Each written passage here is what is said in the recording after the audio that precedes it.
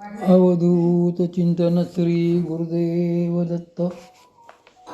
माझ्या सर्व साधक बंधू भगिनींनो, आज आपण वामनराज प्रकाशन पुणे यांचे परमपूज्य शिरीष दादा लिखित दीक्षा रहस्य हे पुस्तक वाचण्यास घेत आहोत. दीक्षा रहस्य. दीक्षा विज्ञानाचे सांगोपांग अद्भुत आणि निगूढ विवरण. दीक्षा रहस्य. दीक्षेशिवाय सर्व ज्ञान व्यर्थ. आपल्या वैदिक परंपरेनुसार परा किंवा अपरा अशा कुठल्याही विद्येच्या संपूर्ण प्राप्तीसाठी दीक्षा विधान सांगितलेले असते. दीक्षेशिवाय सर्व ज्ञान व्यर्थ म्हटलेले आहे. आगमशास्त्र सांगते की विना दीक्षां फलं न साध यमिनां शिवशासने साचनस्थायिनाचार्य मिथ्याचार्य पुरस्तर देवी दीक्षा विहीनस्य न सिद्धिर्नं च सद्गतिः तस्मात् सर्वप्रयत्नेन गुरुणा दीक्षितो भवेत्. संयमी लोकांना शिवांच्या शासनात दीक्षेशिवाय फलप्राप्ती होत नाही. ही दीक्षाही आचार्यांशिवाय होत नाही. म्हणून आचार्य सन्मुख जाऊन त्यांना शरण जावे.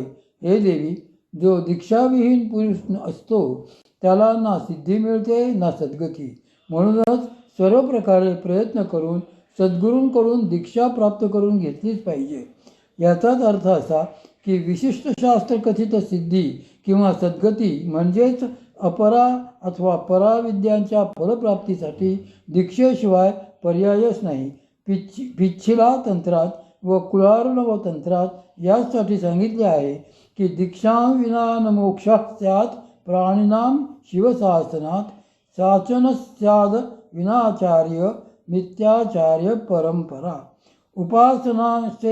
उपासनाशतेनापि यां विना नहि सिद्ध्यति तां दीक्षामाश्रयेत यत्नात् श्रीगुरोर् मंत्रसिद्धये.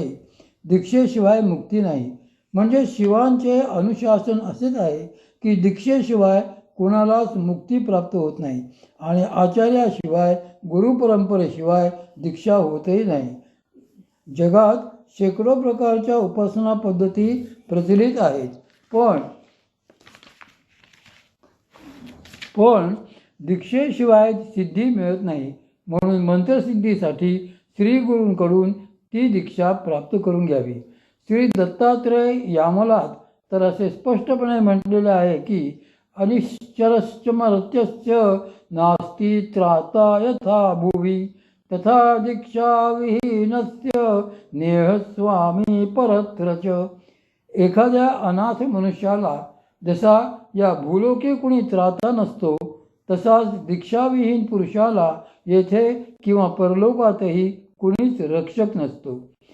पुरश्चरण 16च्या प्रथम पटलातही हे स्पष्ट केलेले आहे की दीक्षेहून अधिक काही ज्ञान नाही, त्याहून अधिक काही तपही नाही. म्हणून एकमेव दीक्षाच सर्वश्रेष्ठ आहे. श्रीगुरूंची कृपा आणि शिष्याची त्याच्यावरची आत्यंतिक निष्ठा यांचा पावन संगम म्हणजेच दीक्षा होय. याचसाठी श्री गुरु शिष्य परंपरेत दीक्षेचे स्थान अनन्यसाधारण आहे. शक्तिपातच सर्व दीक्षांचे मूळ. प्रस्तुत ग्रंथात आपण केवळ शक्तिपात योग परंपरेच्या दृष्टीनेच दीक्षा विज्ञानाचा विचार करणार आहोत. शक्तिपात हेच सर्व दीक्षांचे मूळ असल्यामुळे सर्व उपलब्ध दीक्षा प्रकार या ना त्या प्रकारे शक्तिपातांचीच एक विशिष्ट प्रक्रिया आहे असे म्हणण्यास मुळीच प्रत्यवाय नाही. दीक्षा विज्ञानाबद्दल अनेक वेगवेगळ्या समजुती सांप्रत प्रचलित आहेत. साधारणतः असे दृष्टोत्पत्तीस येते की दीक्षा रहस्य आकलन झालेले नसतानाही दीक्षा देण्याचा प्रयत्न अनेक गुरु मनोऱ्यांकडून होत राहतो. या प्रक्रियेत जीवांना जो आत्मलाभ व्हावायला हवा तो मात्र त्यामुळे होत नाही. म्हणूनच येथे आपण दीक्षा व दीक्षेच्या प्रकारांची थोडक्यात ओळख करून घेणार आहोत. ही ओळख जर अनुभूतीने झालेली नसेल तर दीक्षा देणारे व घेणारे उभयता नरकगामी होतात असे शास्त्र वचन आहे.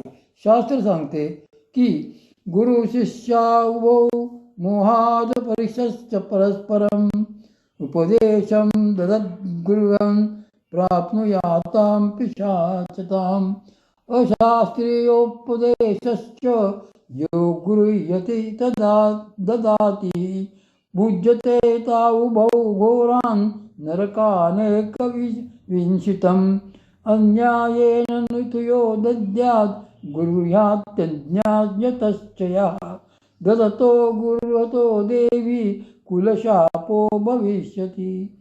अनधिकार दीक्षेने नरक प्राप्ती. भगवान श्री शिव सांगतात की गुरु व शिष्य या दोघांनीही मोहवश न होता परस्पर परीक्षण करूनच उपदेश द्यावा व घ्यावा. असे न करता दीक्षा देणे घेणे केल्यास पिशाच योनी प्राप्त होते. अशास्त्रीय पद्धतीने उपदेश दीक्षा देणारा व घेणारा असे दोघेही अनेकानेक वर्षे नरकात खितपत पडून दुःख भोगतात.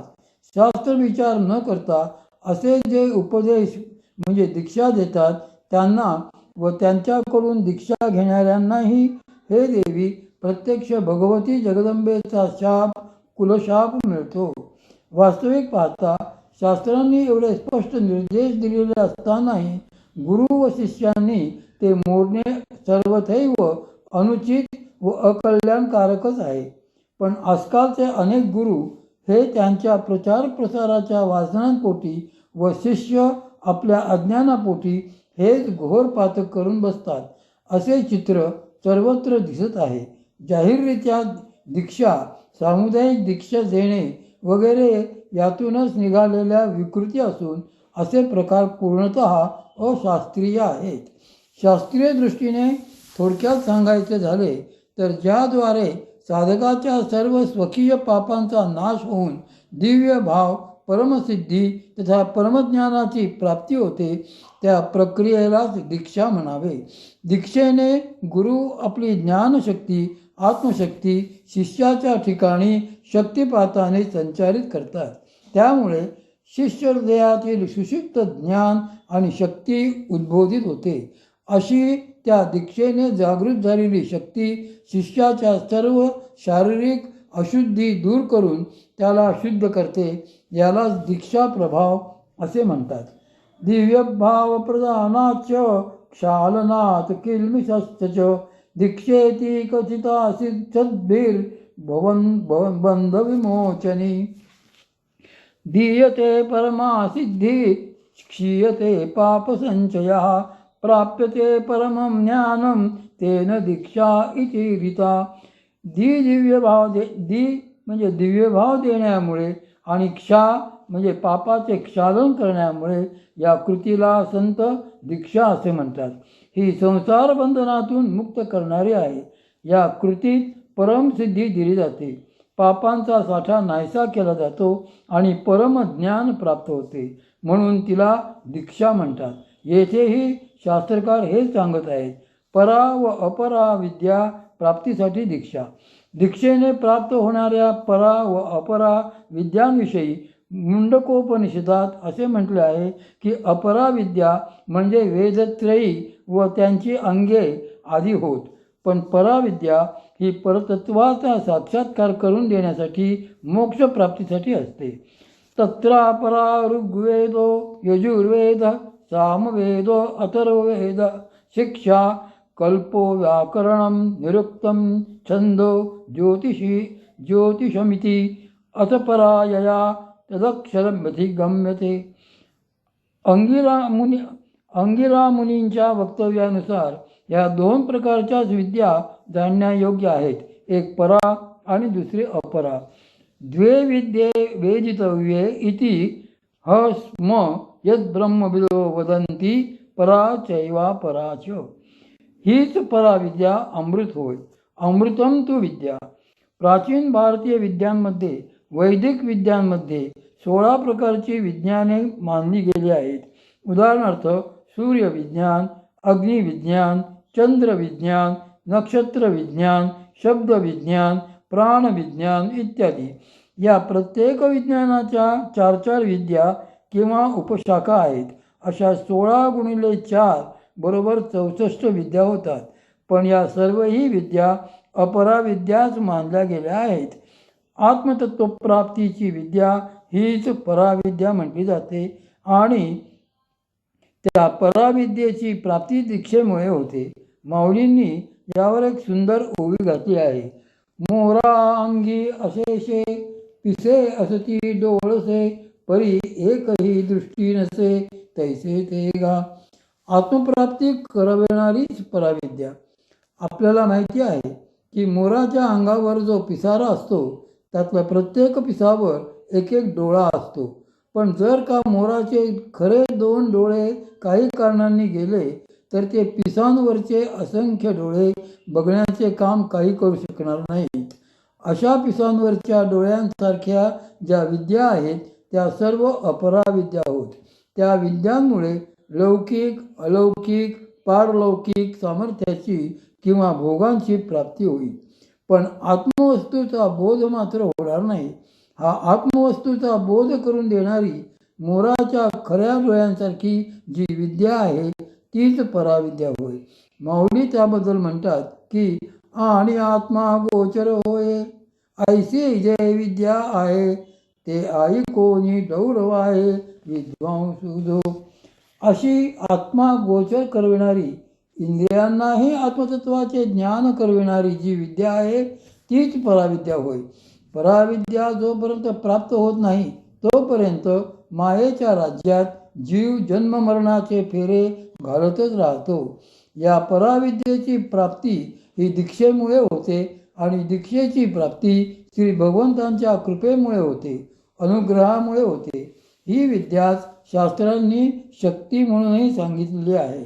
बृहज्या बालोपनिषदात म्हटले आहे की विद्याशक्ती समस्तानां शक्तिरित्यभिधीयते. विद्यारूप शक्ती हीच सर्वांची शक्ती म्हटली जाते. शास्त्रकथित ईश्वरांची पंचकृत्ये. शास्त्रांमध्ये ईश्वराची पंचकृत्ये सांगितलेली आहेत. ही पंचकृत्ये म्हणजे उत्पत्ती, स्थिती, लय, निग्रह आणि अनुग्रह ही होत. निग्रह अनुग्रह शक्तींनी युक्त असा ईश्वर हाच गुरुतत्व आहे. ईश्वर आपल्या निग्रह शक्तीमुळे आपलाच अंश मल अज्ञानयुक्त करून जीव दिशेला आणतो. अनुग्रह शक्तीमुळे हा जीव मल अज्ञानाचा नाश होऊन परत भगवत स्वरूपाला प्राप्त होतो. म्हणून शास्त्रांमध्ये जीवांच्या आत्मस्वरूप प्राप्तीसाठी ईश्वरच गुरुस्वरूप सांगितलेले आहेत. ईश्वराची किंवा भगवान शिवांची पंचकृत्ये सांगून ती करणारे शिवांचे पंचविग्रह देखील शिवमहापुराणातील विद्येश्वर संहितेत 17व्या अध्यायात सांगितलेले आहेत. सृष्टिस्थितिश्च संहार स्थिरो भावोप्यनुग्रह पंचकृत्य प्रवीणोऽसौ सच्चिदानंद विग्रह. याच श्लोकावरील आपल्या तात्पर्य टीकेतील भाष्यात श्री माधवाचार्यांनी या पंचविग्रहांचे विवरण असे केलेले आहे.